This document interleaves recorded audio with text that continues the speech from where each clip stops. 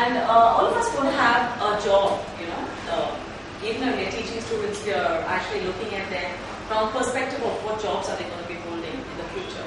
It could be jobs in professional companies or artists or whatever. And then, of course, for girls, hopefully, more of them are going to go into jobs, but maybe not. Even being a homemaker, I think, is a big enough job, right?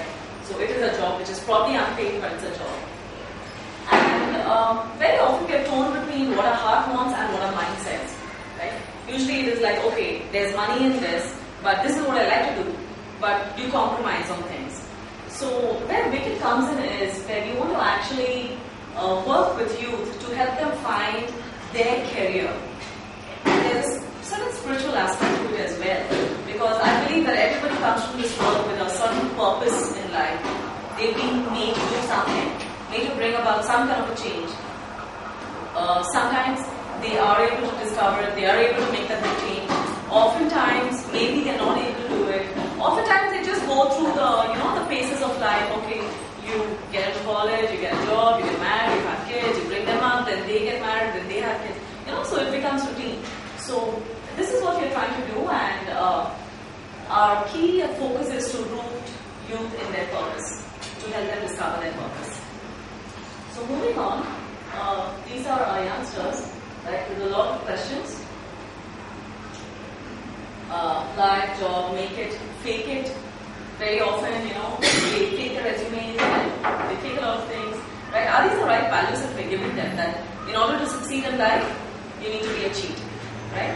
In fact, the role models that you have, is that the kind of role models that you want them to have? So, essentially, what we're trying to do here is we are helping them answer their call. Each one of them has a calling, so we're helping them answer that call.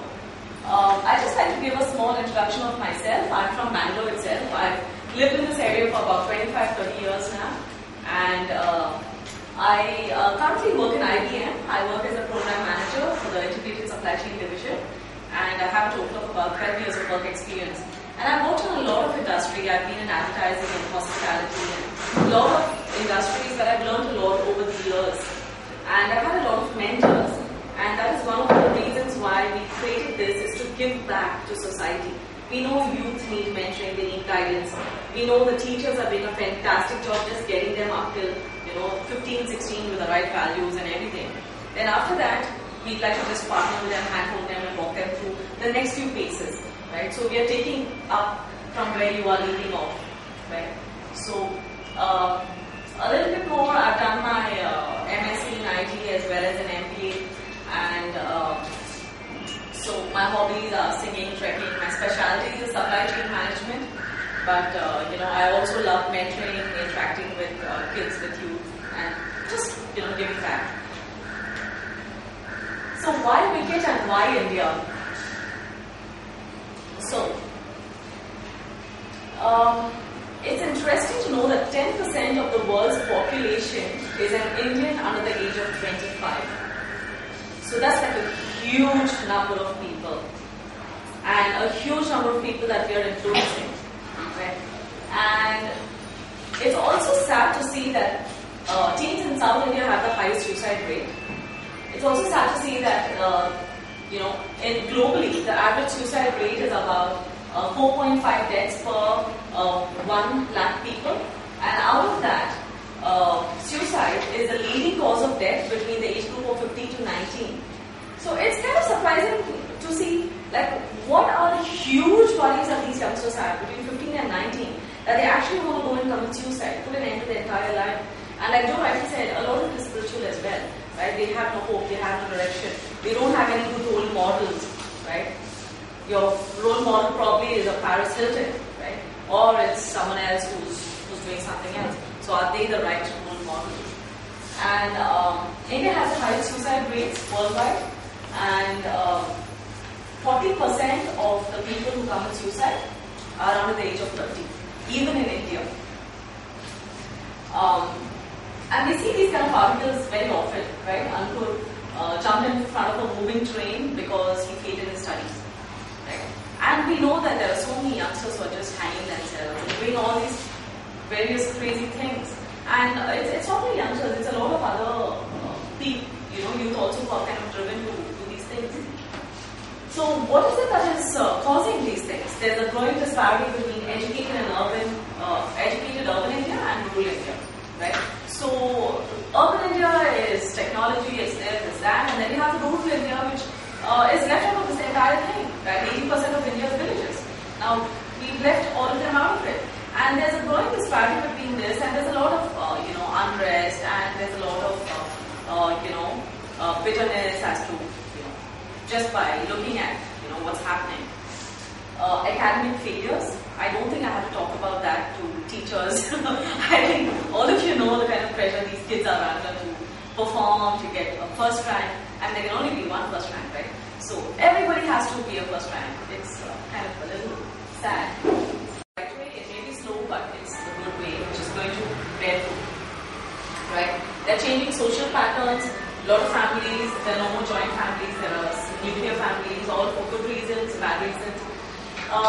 There's a lot of congenial family environment, just like how urban India is probably getting a lot of money. On the other hand, parents don't have time for their kids, right? There's, even in families, there's presence of alcoholism and there's presence of drug addiction and all those things. And work pressure. You have people committing suicide because they don't meet project timelines. So that is also something that is really sad. We need to try and help mentor even the youth, the young professionals. So lack of parental involvement, like Joe was talking about it, right? I don't have to cover that. Children are inheriting a rapidly changing world where there's globalization of trade, investment, and economic relationships. So it's not really about India, it's about the whole world.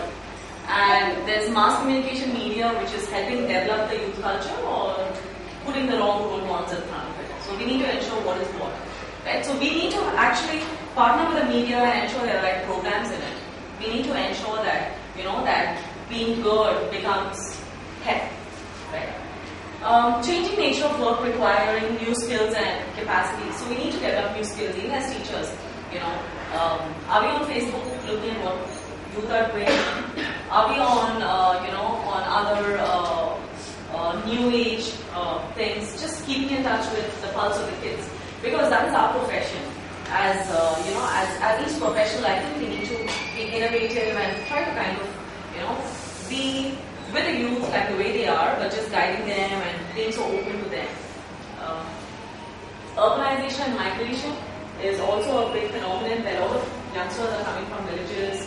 They have a different mindset. They are suddenly being thrown into a culture where you have drugs, you have alcohol, and then they are misled. Right? A lot of youngsters come from rural areas. They come and live here in hostels and things like that, and they land up doing some crazy stuff.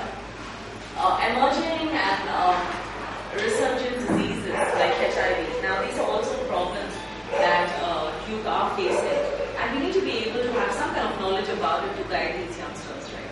We don't say, we don't get shocked and we don't know how to react. Of course, we have organizations around who can help us with these kind of issues, but even as teachers, we would like to be able to guide them with whatever issue they have.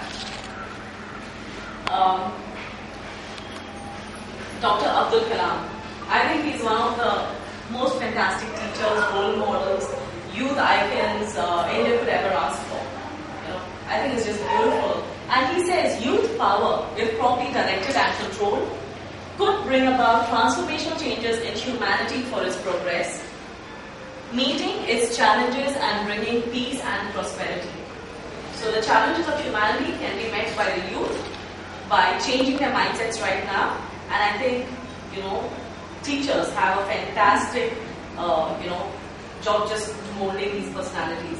And they can just change the whole world. The teachers of today can change the generation tomorrow. They can just change the entire social landscape. So that's how huge this task is and how important it is. So moving on. This is basically mentoring. What is mentoring? Mentoring is a certain aspect of teaching, is a certain aspect of guiding where we are not so much, looking at a particular curriculum or anything else. We just teach from our experiences. Like I'm a supply chain professional. If somebody wants to be in supply chain, I can handhold and guide them. I can tell them what courses to do, what to do, how to meet with certain issues, So mentoring is like a huge area where you just hold the hand of a youngster and walk with him through life. So that is essentially mentoring. And there are a lot of mentors who are available but who are stuck in their professions, who don't leave their offices, who are at their systems the whole day, right? They want to help youngsters but they don't have the opportunity. So we are actually trying to link them. There are a lot of youth who have access to mentors, youth from better families, richer families whose parents are educated and were CEOs. So they have a social setup where they can network and get jobs and do this and do that and explore. But there are a lot of youngsters, a huge number, who don't have access to mentors, who don't have access to any kind of guidance when it comes to education. So what we want to do as Wicket is we want to actually connect them to mentors. So that's essentially what Wicket is, and bring smiles onto their faces. Our target groups are 80% would be youth with no access to mentoring. Our mission statement is to provide guidance and career-based mentoring. We'd like to also provide career guidance to graduate hires and young professionals.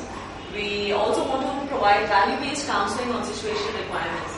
So we want to be an organization that any youngster can just come to for any issue. If it's to do with education, we would reach out to few teachers.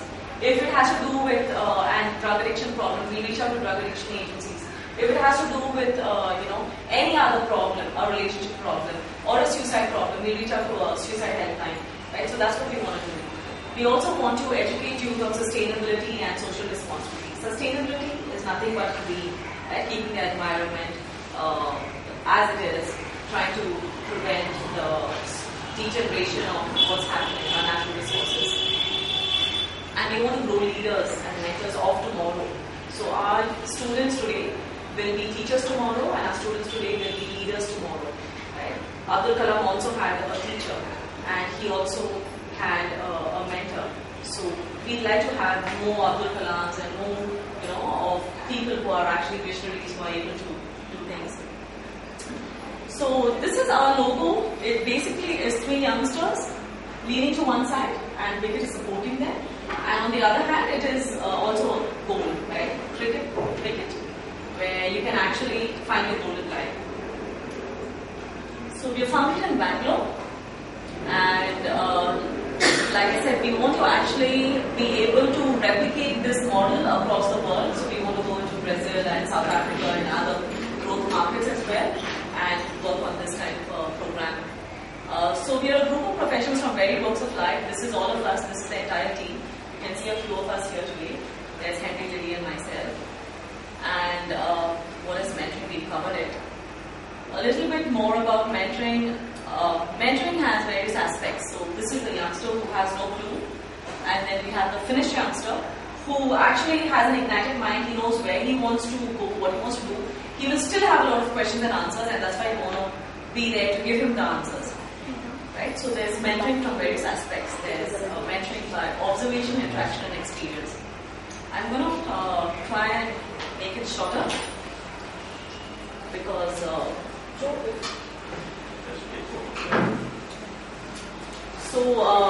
this is a lot of other things that we're doing, like we're having periodic seminars, a smart mentoring system, social media, sustainability, and partnering with educational institutions and NGOs to do events. And sustainability is what my colleague Lily is going to take us through. And we have a buyer program, we have a Wicket helpline, we have an EcoPro program. These are some events that we've done. In rock shows, we've had educational sessions on outdoors, how you can be an outdoors educator. Like if one of you teachers actually want to be outside trekking and you want to teach youngsters on treks, you can also do that. That's a career option. Right? So there's a lot of career options that are available, and we can actually educate youngsters and educate ourselves. So these are some of the events that we've had. We are partnering with all of these people: music, sports, theatre, educational institutions, leading organizations, and NGOs. And that's the organization. And we're launching our program essentially on June 15th. We're having our corporate launch, so we'd like to welcome you to that. We'll, our details will be available on the website, but we will also let you know via the Facebook. And any questions and answers, with regard to pivot. I know I kind of raced through it a little bit for want of time. Okay, fantastic. Thank you. So I'm going to hand it over to Neil.